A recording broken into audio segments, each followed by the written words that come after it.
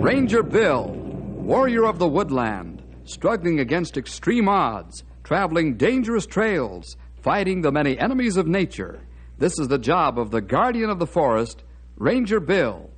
Pouring rain, freezing cold, blistering heat, snow, floods, bears, rattlesnakes, mountain lions.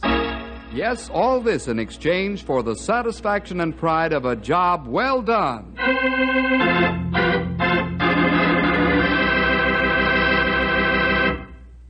Up in the knotty pine country, there's a terribly deep gash in the earth's surface. This oversized ditch is called Dead Man's Gorge. It's 1,200 feet to the bottom of this monstrous chasm, and Uncle Sam's decided to build a new bridge over it. Ranger Bill is responsible for the construction of the bridge since it's on government land. Of course, we know that Bill's hired bridge builders and engineers to construct the steel giant. Right now, he and Gray Wolf and Stumpy are in the main construction shack talking to the top bridge building boss, Stoney Farwell. Here's the story. They called it the Jinx. Well, you're the best boss I've ever had. It's a real pleasure to work with you. Oh, thanks, Tony. I'm just here to see that things roll along on schedule. You're the man who's building the bridge. I not want your job for all tea in China, Stoney. Well, why, Grey Wolf? How you know bridge going to stay up? Maybe first big wind knock it over. Yeah, you got a good point there, Sonny. And I wouldn't want to be the feller to figure the stress and strains on that there bridge. Not the way the wind takes off down Dead Man's Gorge. Ah, it too bad if engineers not add 2 and 2 and get 4. Yeah, you said it, Sonny. That bridge out there would make a lot of pieces to pick up at the bottom. You fellas are going to make me lose faith in my engineers if you keep on. Actually, all the engineering is checked and double-checked. And then a safety factor is added to be on the safe side. That's plenty a good idea. The bridge have to hold extra large fat man as well as extra skinny thin man.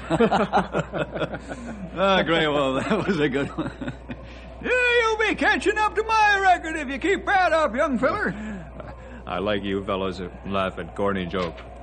Well, gentlemen, we've got work to do. Stoney, how's the schedule coming along? Not so good, Bill. What do you mean?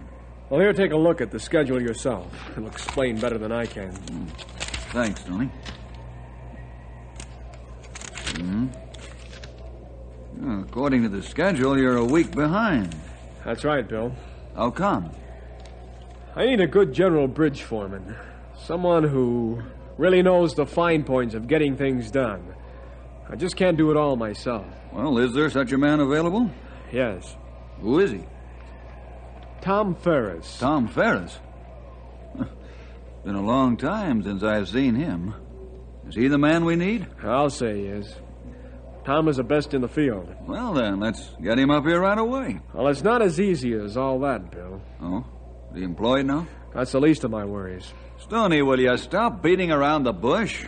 What's the matter with Tom Ferris? Well, I guess you have a right to know. The men call him a Jinx.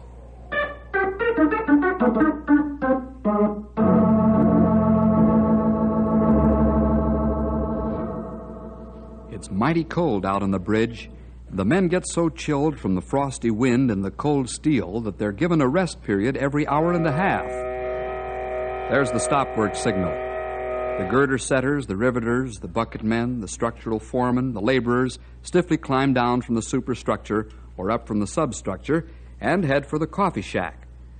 The half-frozen men try to get their blood circulating full steam to drive the cold out of their bodies. The fragrant aroma of good coffee sifts into their nostrils, and they quickly find their way to the coffee shack and the warm stove. Hey, fella! What do you want, Tony? I heard a rumor that Tom Ferris is coming to be boss of this job. Huh? What's that? Where do you hear of that, Tony? I went to buy Stoney's shack to get a bucket of rivets, and he and a Bill was talking about being late on the schedule. Yeah, go on. Well, Bill was giving Stoney the business about us losing a week's of time. Stoney, he ups and says Tom Ferris be brought in for top foreman. That's all I heard, Pedro. I ain't working for Tom. He's a Jinx. That's all right, he's a Jinx. What are you fellas talking about? That's I heard that Tom Ferris is the best top bridge foreman in the game. He gets things done. It's all right, Sandy. But us old timers know when Tom's a boss in a job, there's always a lot of accidents. That's right, Sandy. You younger fellas don't know about the jinx that Tom carries with him. All the kinds of crazy accidents that happen. What are you talking about? Tom used to bring a jinx with him. There isn't such a thing as a jinx. That's superstitious nonsense. Maybe it's what you say, but I'm not going to work for Tom Ferris. I'd probably end up in the bottom of Dead Man's Gorge. That's right.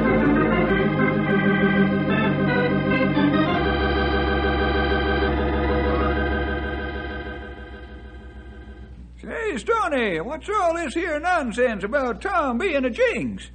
Don't you men know that there ain't no such thing? That's superstitious foolishness. Well, actually, it's not that Tom's a jinx, but the way he handles the men. They call it the jinx. What you mean by that, Stoney? Well, let me tell you how Tom used to lead his men to accomplish outstanding construction records. All right.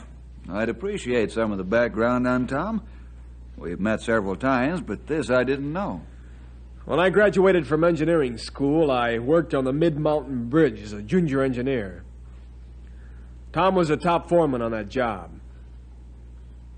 Tom had a way of getting things done. He led his men, and they worked like Trojans and didn't know it. They wanted to beat the schedules. The Mid-Mountain Bridge was completed 3 weeks ahead of time. There was a clean spirit of competition. The riveters tried to catch up with the beam setters. The painters were pushing the riveters. The men were happy, and they were proud of their work. Building a bridge was more than a job to them. It was an art. And then Tom changed. He grew tense and impatient. He soon passed this tension and impatience on to his men. Not good. Men have accidents that way. You said it, Grey Wolf. Tom began needling the men into getting more work done instead of leading them. If the riveters were setting 1,000 rivets a day, he'd needle or shame them into setting 1,200. Yeah, somebody should have called him for that. Tom was young then, wasn't he, Stoney? Yes, he was, Bill. But he hasn't changed any with maturing age. Tom can get up and set rivets like a madman, and therefore he thinks that the rest of the men should do the same. Not all men can work like Tom. That's right, Grey Wolf. But you can't tell Tom that. Yeah, that's strange. What's strange, young feller? Tom professed to be a Christian when I last talked to him. In fact, he was walking very close with the Lord. Well, maybe he did then, Bill. But that's changed now. Perhaps this change came because he's away from the Lord now. It could be. You might say he's no more than a human machine that's never satisfied with the amount of work done. He's lost his easygoing quality of leadership that makes his men want to work. We need Tom, don't we, Stoney? Yeah. Tom's the only answer to our getting back on schedule. But Tom won't do us much good since the men refuse to work for him. You're absolutely sure of that, Stoney? Absolutely. Then get Tom up here as fast as you can. Leave the rest to me. Okay. I'll go after him first thing in the morning. Oh, by the way, Bill. Who's going to tell the men? You are.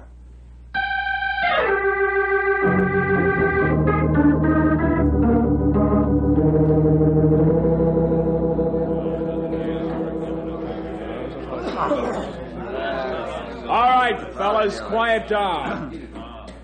You all know by now that we're behind schedule. You also know that this can't go on. The only answer to our problem was to get the one foreman who could do the job. I think most of you know Tom Ferris. Yeah. Tom's going to be the general bridge foreman on this job starting as of now.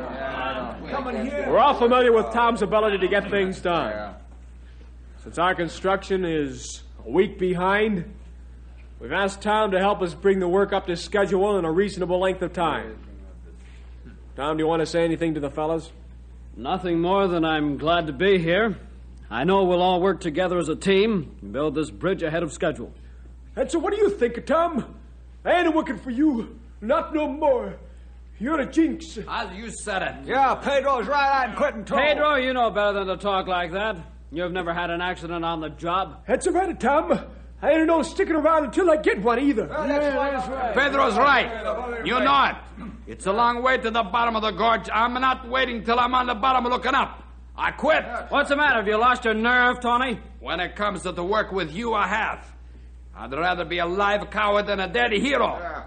You're a jinx, Tom, and you know it. All right, fellas, let's quiet down. Fellas, I think we're letting ourselves be influenced by a lot of things we've heard about Tom. Some of you have been on jobs with him before and seen some of the accidents. You say something at that time. I've seen of the accidents, a lot of them. No doubt you have, Tony. But we must remember this. Your work is hazardous. It's true, it's a hazard. Accidents occur 99 times out of 100 because somebody was careless. Carelessness such as not checking the scaffolding to make sure it's safe, being in too much of a hurry, ignoring warning bells and verbal warnings.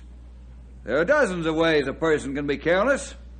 And sometimes they'll get away with it, and sometimes they won't. I think he's got something there, fellas. You're superstitious if you believe Tom's a jinx, or that he's bringing a jinx with him. It's like stopping and turning back because a black cat crossed your path. I know it sounds absurd, but what you're accusing Tom of is the same basic thing, isn't it? You're right, Bill. I'll work for Tom. What you say makes the horse sense, Bill.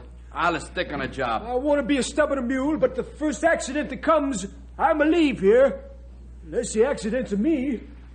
I'm glad you fellas are thinking straight. What do you say to Tom taking over first thing in the morning?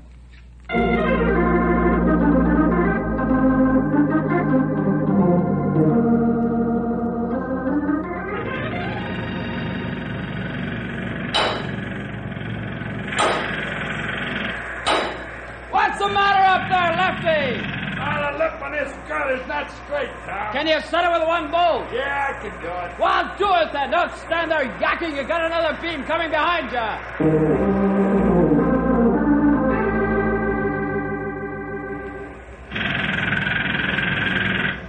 Hey, Tony! What do you want, Tom? You gotta rivet faster. The beam setters are getting way ahead of you. Those bolts can't take too much strain.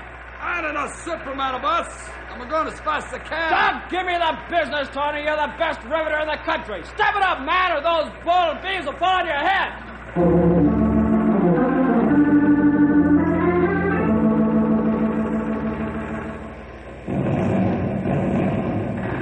Sven, you're holding up the other half of the suspension because you haven't got the footings blown out of the gorge wall. Your charges aren't heavy enough. Tom. If we make the charges bigger, it'll be pretty dangerous around here. Nonsense. Make the fuses longer and holler the warnings louder.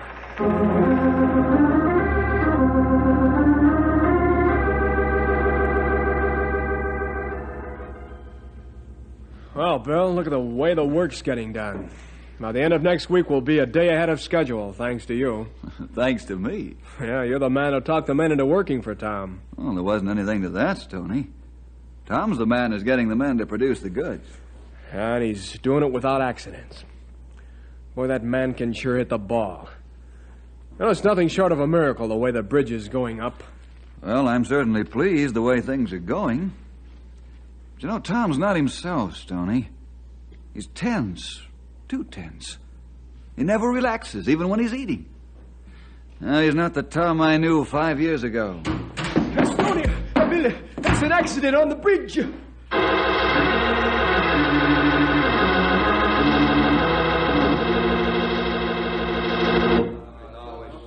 Are you sure you're all right, Jack? I'm okay, Tom. Really, I am. I think you'd better see the dog before... You have an accident, Jack? I don't know what happened yet, Stoney. Jack's bosun chair gave way and he fell 20 feet. Are you all right? Yeah, sure, boss. I'm okay. Well, you let the doc check you over before you go back to work. Hey, Jack, is that the way you had your block and tackle tied to the superstructure?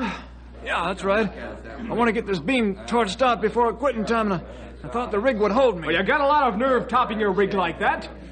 What's even worse is that Tom gets blamed for accidents that happen because of careless birds like you. I don't let this happen again or I'll fire you. You understand? Sure, boss. Sure, I understand.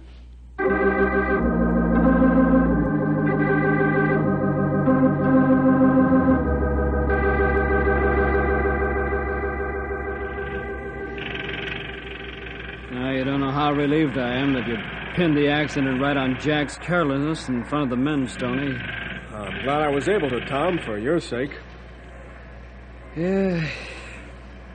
You don't know how this accident thing haunts me day and night. I don't even dream about the men having accidents. You better take it easy, young feller. You'll have a case of nerves. You can't go around and hold men by hand. All you can do is tell them to be careful and watch for those who aren't. I don't know. I'm beginning to wonder if there isn't some truth about me being a jinx.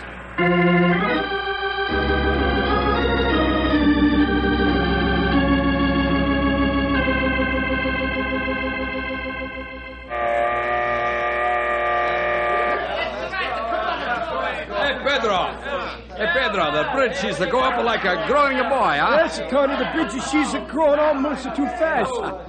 Pretty soon we have to change it from knee pants to longer bridges, huh? All the time you make a joke, Pedro. Why not? Thomas says we's one day ahead of schedule. All the men are proud of that. Why shouldn't we be? Takes a good foreman and good men to do what we've done. Sandy, you're right. We do it without accident, except for Jack fall down from the bosun ladder. And that was his own fault. Say, you know something, fellas? No, what should we know, Pedro? I think Bill's right. There ain't no such a thing as a jinx. We all gotta be careful and nobody's gonna get hurt. That's right, Pedro. This jinx that Tom is supposed to have, I think, is gonna far away and never come back.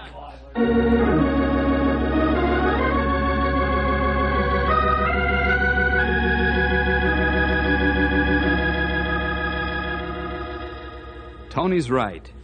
The jinx appears to be going far away, but I don't know about it not coming back. In the superstitious minds of the men, that is. Bad weather is descending over the Knotty Pine area, and Dead Man's Gorge is not excluded. Strong winds, rain turning to ice and snow. Add these up, and building a bridge becomes an almost impossible task. Tom slows the work down. All the men have to use safety belts as much of the time as possible. But in spite of the nasty weather, the construction must go on unless it gets so bitter cold the men would stick to the steel right through their clothing. Tom's worried and apprehensive. Then one after another, things begin to happen. Ease the beam down carefully, Max. This wind will wrap it right around that pier. I'm watching it, Tom. I said watch it, Max, or you'll knock Cliff right off that setting joint. Hey, do not knock him off. No, not yet. Keep your right lever a little. Pull the right lever. The wind's swinging the beam right at Cliff. Pull the right lever, Max. Can't, the wind's too strong. I can't stop it.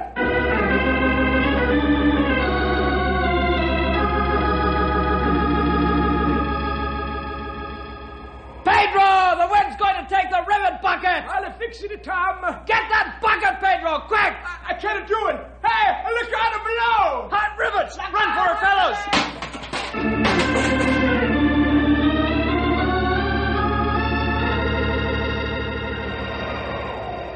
What's my leg look like, Tom? It's broken, Lefty. I thought so.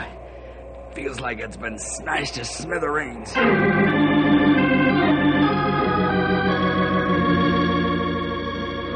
Let me see the rope burn you got, Sandy. Pretty, isn't it? If I hadn't slid down the rope, I'd have been right where that bolt snapped.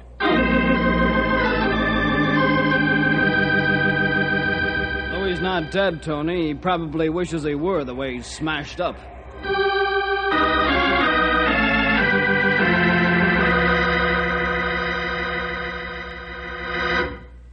I'm sorry to hear about Louis. You're sorry. How do you think I feel? Oh, take it easy, Tom. That's easy to say. First Cliff, then the bucket of hot rivets burns half a dozen men, then Sandy and now Louis. Oh, I forgot Lefty with a smashed leg. I understand how you feel, Tom. What do you say we stop construction for the rest of the week? Maybe we won't have to stop work. What? The boys just walked off the job. All except 6. I see. The jinx again, huh? What do you think the men call it? Call me. Well, there's only one thing to do. Is there? Yes, I'm going to call Bill.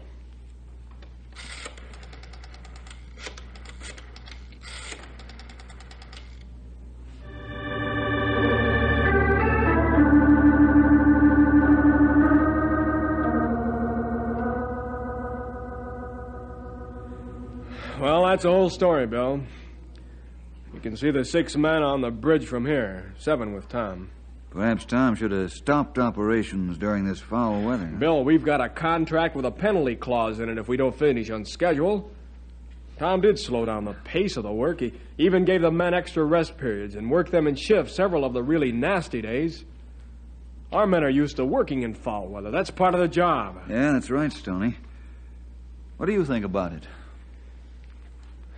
Well, I know you'll blow a fuse when I say this, but I wonder if maybe there isn't something to this Jinx business with Tom. Now you too, Stoney? Oh, what else can I think, Bill? Something's wrong with Tom. He radiates this deep-down trouble of his right into the men. I don't call a man a Jinx who's fighting with himself. How are we going to find out what's bothering Tom? Perhaps I know what this trouble is. Do you really, Bill? I think so. Will you let me talk to Tom privately in your office? My office is yours. I'll send Tom in.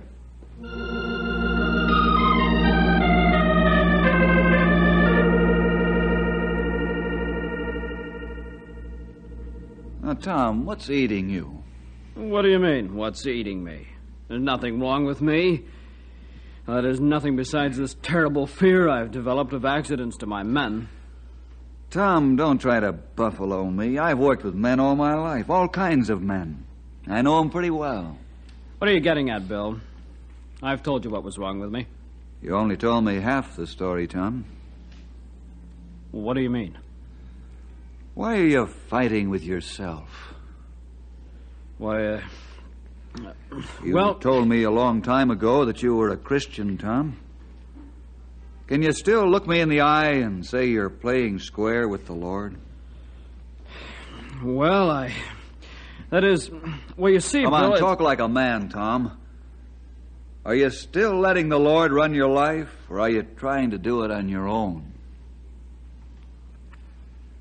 Tom, if you straighten things out between you and the Lord, then things will straighten out between you and your men. Well, Tom? All right, Bill. You win.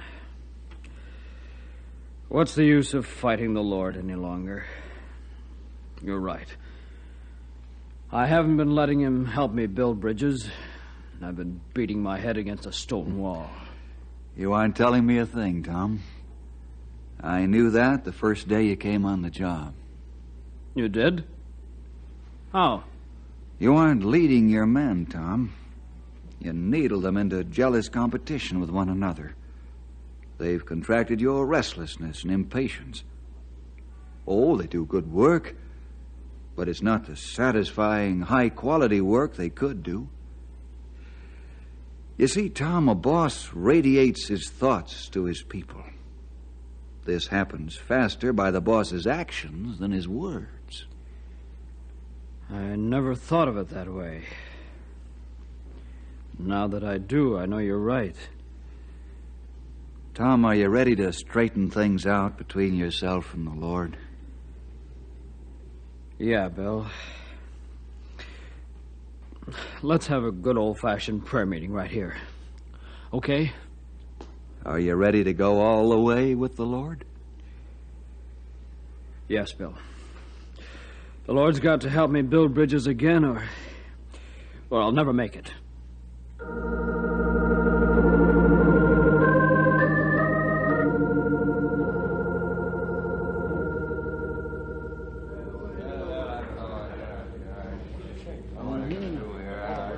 Fellas, what I'm about to say may shock some of you, but I'm going to carry it out anyhow. This morning and each morning after this, we're going to have prayer before we begin our day's work. What? Prayer? What do you... I know some of you don't like it. You can pray with me or you can leave as you wish. In any event, I'm going to pray. If any of you want to leave, please do so now. There'll be no hard feelings. Let's pray. Heavenly Father, we ask that you keep us safe from accidents as we go out on the bridge today. Help each one.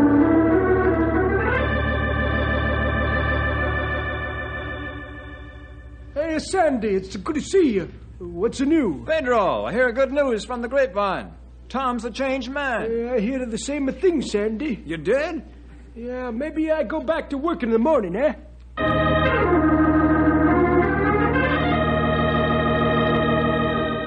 Lefty, I just stopped by to tell you I go back to work for Tom. He's a different, like a night from a day. That's right, Tony. As soon as my leg mends, I'm going back, too.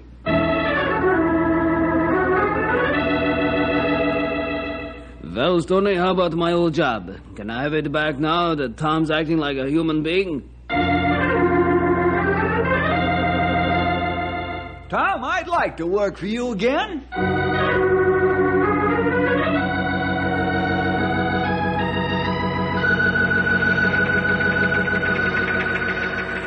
Well, Tom, how are things going? Wonderfully well, Stumpy. The men are happy and they work together like real teammates. Yeah, the boys are bragging they'll finish the bridge a week ahead of time. You're much happier now, too, Tom. How can a fella help but be happy when he's in good fellowship with the Lord? Oh, say, I better keep an eye on that batch of concrete the boys are going to pour. See you fellas later.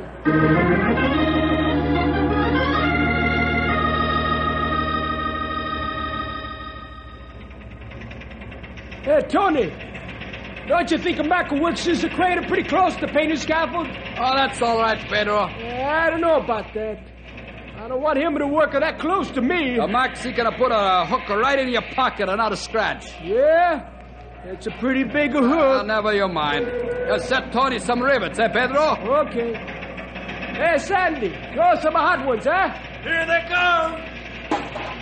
I'll push him right here. We finish this to be a tout sweet. Flatten the riveter, Tony.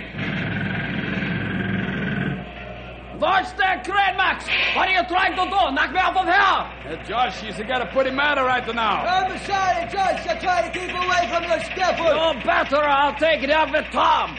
I don't blame you, Josh, for being ashore. It's a long way down there. Now, let's not worry about that. Tony wants you to set the rivets so we can get some work done. Already she's a lunchtime, Pedro.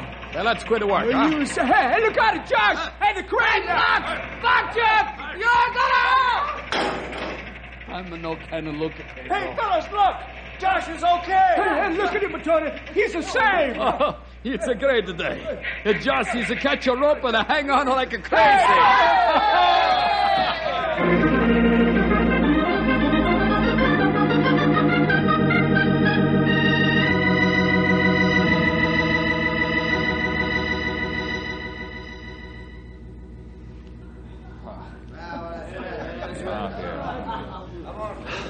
Boy, that was a close one, Bill. I'll say it was, Sandy. The rope saved the painter from a bad fall.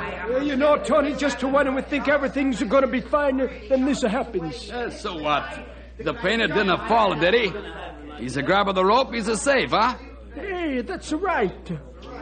That means Jinx, he's a broke. No, Pedro. That means that God has answered prayer.